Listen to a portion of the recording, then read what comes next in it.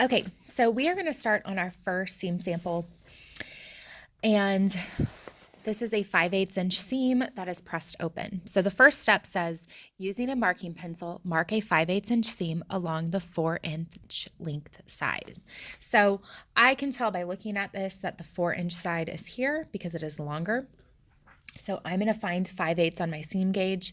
And remember, this is 1/8 of an inch ruler, so we can just count over 5. 1, 2, 3, 4, 5. I am using Sharpie only so you guys can see this. You guys all should be using your marking pencils. It just won't show up. So I'm going to mark a few different places on here.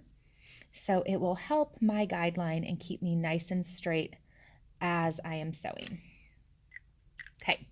Then step 2 says to use 3 to 4 pins, and they should be at a 90-degree angle to the seam. So I'm going to take it and put one pin in, put the second pin in, and finally put the third pin in. Okay, so let's read step 3 before we start sewing. It says stitch a 5/8 inch seam.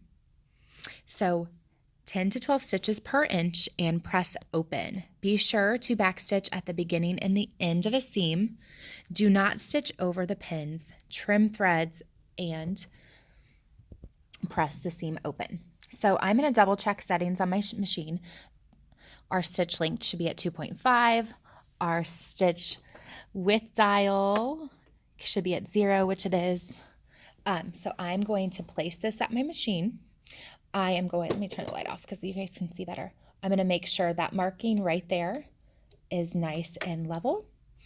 And I'm going to go 3 to 5 stitches. Then I will press my back stitch lever, stitch back, and then I'm going to continue to sew forward.